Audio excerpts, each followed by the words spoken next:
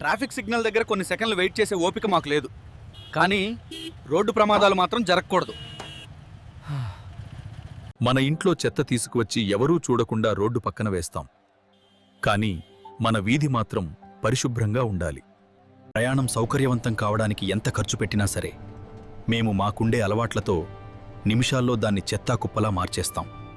మాది కాని వస్తువు మాకు ఉపయోగపడే వరకు శుభ్రంగా ఉంటే చాలు. తరువాత అది ఏమైపోయినా మాకు అస్సలు సంబంధం లేదు. మా వీధుల్లో మంచి మంచి రోడ్లుండాలి. కానీ కనీసం రోడ్డు వేయడం పూర్తయ్యేదాకా కూడా దాన్ని జాగ్రత్తగా చూసుకోలేము. బాగా చదివి పెద్ద పెద్ద ఉద్యోగాలు సాధిస్తాం, కానీ తప్పని తెలిసినా సరే మా సొంత కులాన్ని మాత్రమే సపోర్ట్ చేస్తాం. మేము ఎంత ఎత్తి ఎదిగినా, మాకెన్ని సమస్యలున్నా, ఎవడు ఎక్కువ డబ్బులిస్తే వాడికే ఓటేసి గెలిపిస్తాం. మా కుటుంబం ఏమైపోయినా, మా ఆరోగ్యాలు ఏమైపోయినా, మాకెన్ని రకాల సమస్యలున్నా మా కష్టం మొత్తం మందు కోసం తగలేస్తాం. మాకున్న తెలివితేటలు మొత్తం ఉపయోగించి ఎంత సంపాదించినా ఇన్కమ్ ట్యాక్స్ ఎగ్గొట్టడానికి కొత్త కొత్త దారులు వెతుకుతా.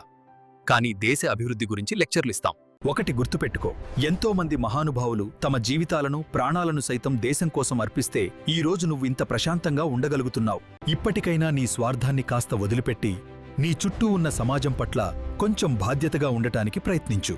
జై హింద్.